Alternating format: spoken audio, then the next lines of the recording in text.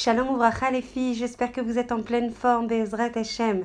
Alors aujourd'hui, on va traiter en fait de la mission spéciale du Ham Israël, la mission Meyuchedet, la mission particulière qu'aucun autre peuple ne peut remplir, ne peut réaliser pour Akadosh Baruch Hu, puisqu'Hachem nous a choisi parmi les peuples pour réaliser cette mission. Et ça rejoint complètement les notions que nous avons développées hier, Baruch Hashem, sur le côté meyuchad en fait, de ce qu'on doit voir, de ce qu'on doit réaliser, de ce qu'on doit exprimer, Bezrat Hashem.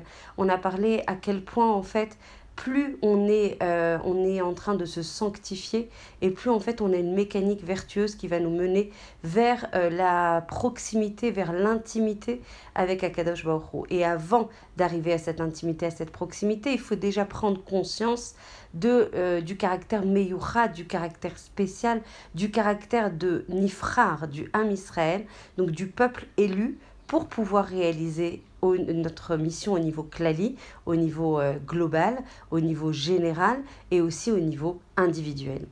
Donc si on devait définir la mission qui nous est associée, la mission que nous a associée à Kadosh Baruch Hu, au Ham Israël, on pourrait dire en fait que le Ham Israël a hérité de deux tâches.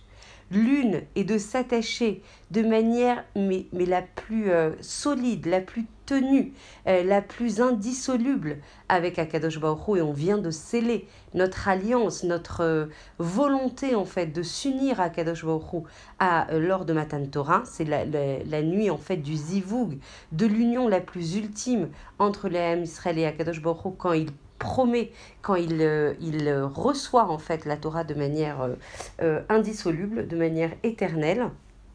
Ça, c'est la première tâche qui nous est associée. C'est derrière, en fait, on parlait de la liberté hier, mais en fait, l'objectif est grâce, en fait, à ce kesher, à ce chibour, à ce lien avec Torah et Mitzvot, on crée ce lien indissoluble avec Akadosh Baruch Hu.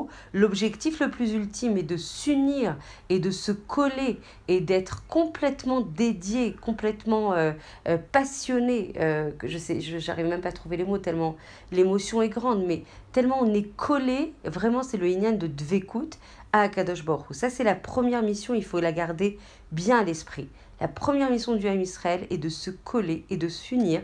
Et il y a des intermédiaires, des canaux qu'Akadosh Baruch Hu nous a demandé d'observer parce que c'est le moyen de s'unir à lui. Ça, c'est le premier point. Et l'autre, c'est de diffuser la croyance en Akadosh Baruch Hu dans le monde. Et donc, si justement on est un Ham Kadosh avec une Torah en Israël, sur notre terre, unis comme un peuple, alors là, on pourra diffuser en fait la croyance, la lumière d'Akadosh Baruch Hu dans le monde. Et on a l'impression que ces deux objectifs en fait peuvent se contredire. Celui qui s'active à faire connaître le nom d'Akadosh Baruch Hu dans le monde, on peut imaginer que peut-être au niveau individuel, il ait du mal à construire en fait son élévation personnelle.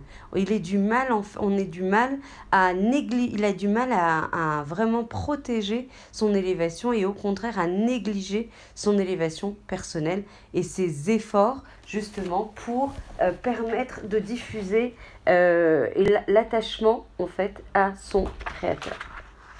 À l'opposé, il est impossible, et ce n'est pas du tout l'objectif, de se cloîtrer pour s'élever spirituellement tout en diffusant dans le même temps la foi en Akadosh Baruch Hu. C'est ça tout notre dor, tout le dor de la Géoula, c'est d'unir justement les principes en fait klali et les principes généraux avec les principes pratiques. C'est d'unir la dimension féminine avec la dimension masculine. C'est d'unir la capacité matérielle avec la capacité spirituelle. Il n'est en aucun cas possible en fait de visualiser le dor de la Géoula comme quelqu'un en fait ou comme un ensemble de personnes qui s'opposent. On doit être unis, on doit réunir ces forces contraires et c'est par là en fait qu'on accédera à la Géoula. Et quand on regarde en fait à quel point, si on fait un focus en fait sur la Akedat Yitzhak, on va voir qu'Avraham Avinu, il va partir accompagné de ses deux serviteurs. Comme si ils allaient tous participer à la Akedah. Et lorsque, en fait, Abraham constate que ses serviteurs n'ont pas discerné la colonne de nuée qui planait sur la montagne, il va leur dire « Restez ici avec l'âne ». Que nos sages expliquent ainsi « Vous qui êtes un peuple ressemblant à un âne ». Bon, alors, c'est pas très joyeux tout ça, mais évidemment, ce sont des allégories, des métaphores, des images qu'on va approfondir pour comprendre exactement la mission qui nous est associée. En fait, le mot âme, peuple, en hébreu peut signifier, selon la voyelle, peuple, ou aussi im, avec. Si on change la voyelle et si on met, au lieu de âme, on met im, ça veut dire avec. Pourquoi Avraham Avinu, pourquoi il a cru bon de leur adresser une remarque aussi insultante à cet instant aussi sublime? Qu'est-ce qu'ils avaient fait pour mériter une telle comparaison? Alors, on va parler justement de cet épisode très très marquant et très révélateur. À propos du verset « Le troisième jour, Abraham leva les yeux et vit l'endroit de loin », le Khatam Sofer va développer cette idée en disant que dans notre exil, on attend le troisième jour, c'est-à-dire on attend le troisième temple.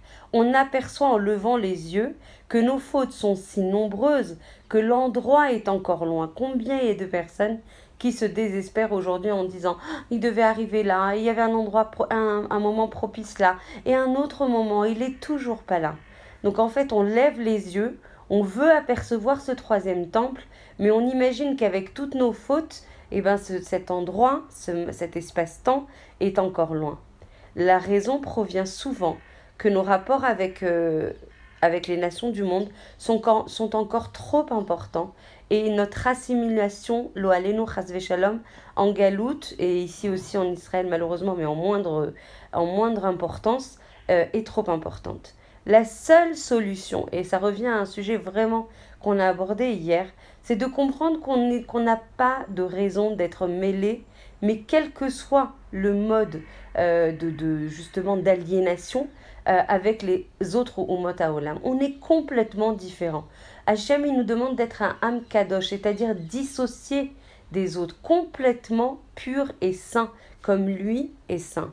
Et là, en fait, on a un problème de fond, c'est que nous, quels que soient les modes de culture, ce qu'on écoute, ce qu'on chante, la façon dont on s'habille, la façon dont on se comporte, la façon, en fait, dans la façon dont on va travailler, on est complètement lié, en fait, à la culture des autres Umot HaOlam, alors que le seul derrière qui doit nous être associé est celui de la Torah.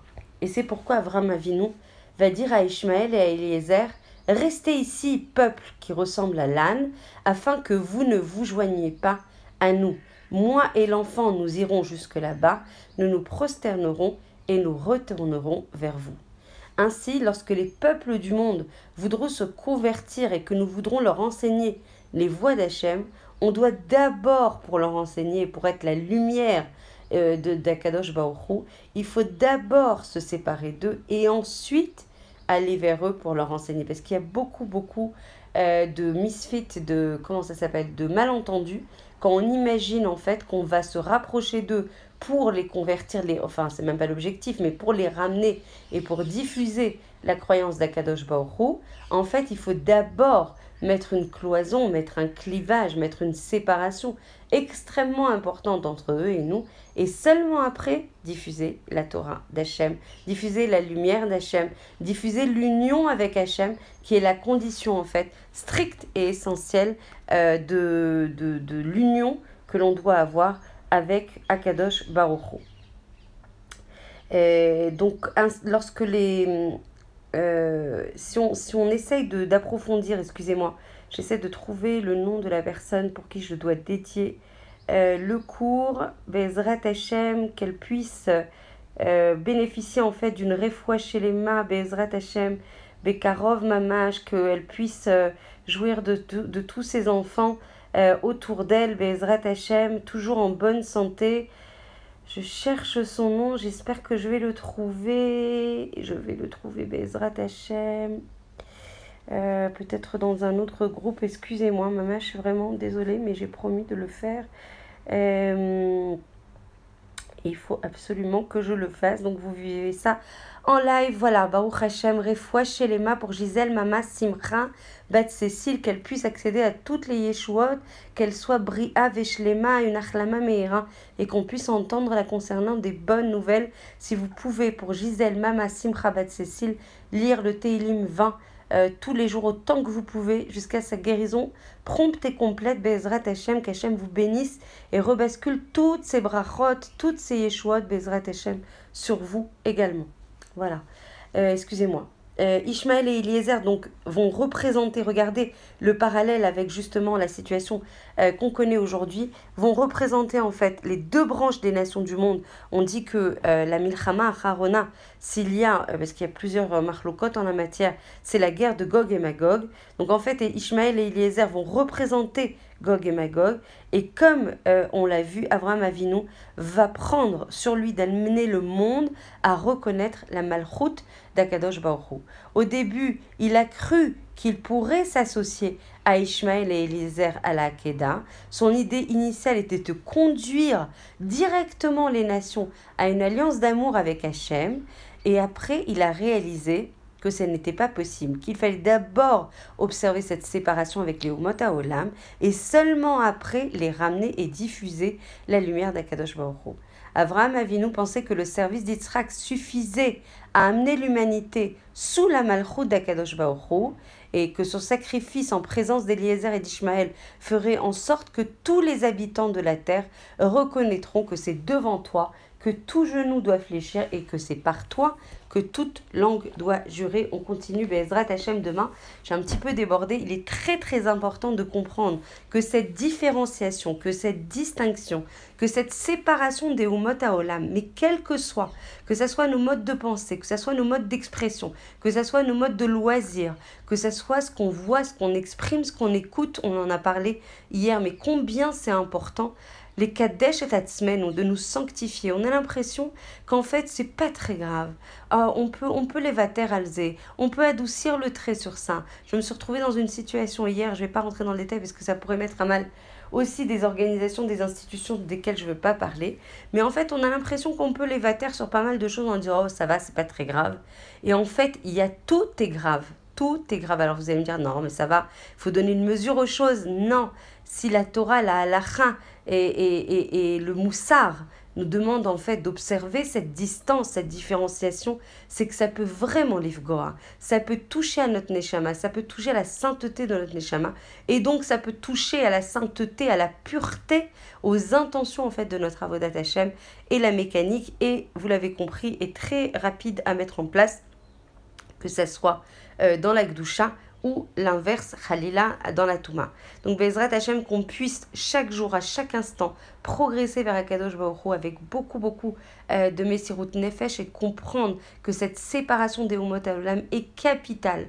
Ne pas penser qu'on va les ramener aujourd'hui, penser qu'on doit se séparer d'eux pour se sanctifier et donc pour s'unir à Hachem. Et quand on s'unira à Hachem, alors on pourra les ramener et on pourra enseigner à l'humanité tout entière que la royauté d'Hachem, c'est celle vers qui tout genou doit fléchir, toute langue doit s'exprimer. Bezrat Hachem. Je vous embrasse très très fort, que l'on puisse être un peuple saint pour Akadosh Baruch Hu, comme lui et son nom sont saints. Je vous embrasse très très fort, une très très belle journée.